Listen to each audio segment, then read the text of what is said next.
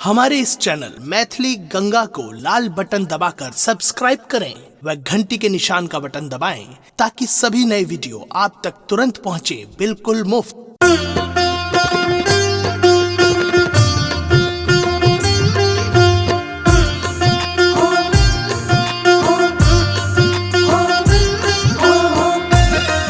अपने सुन रहे छी गंगा कैसेट के प्रस्तुति।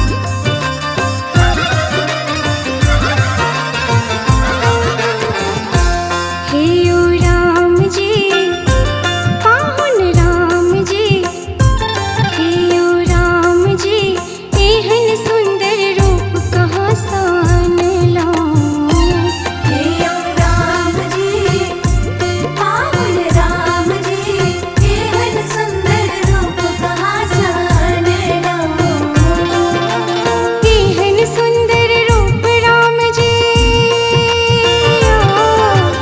एहन सुंदर रूप राम जी कहूँ कहाँ सान लाऊं।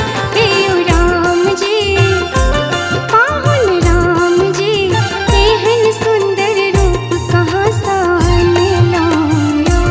हे ओ राम जी एहन सुंदर रूप कहाँ सान लाऊं। पाहुन राम जी एहन सुंदर रूप कहाँ सान लाऊं।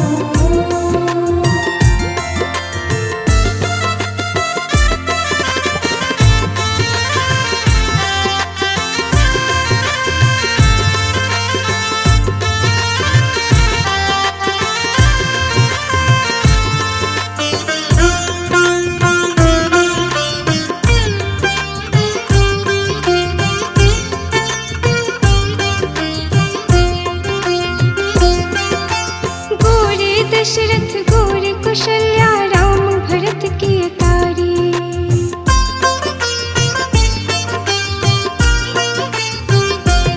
ओ गोरे दशरथ गोरे कुशल्या राम भरत की अटारी।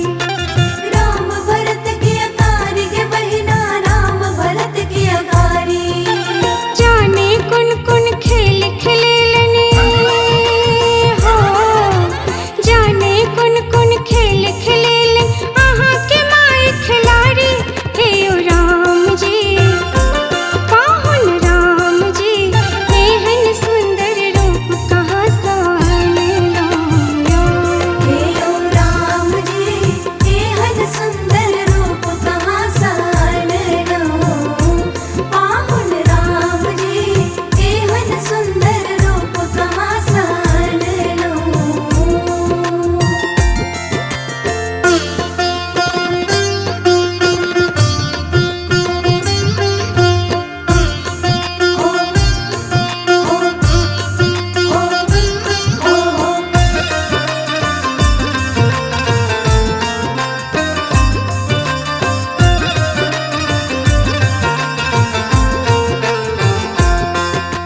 चक्रवर्ती राजा दशरथ के पौरस छिन बर भारी।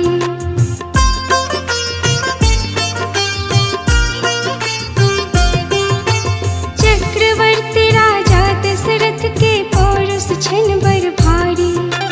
पौरस छिन बड़ भारी गे बहिना पौरस छिन बड़ भारी। खीर खाए बालक जनमोलने हो, खीर खाए बालक जनमोल मुदा अहाँ के महतारी। हे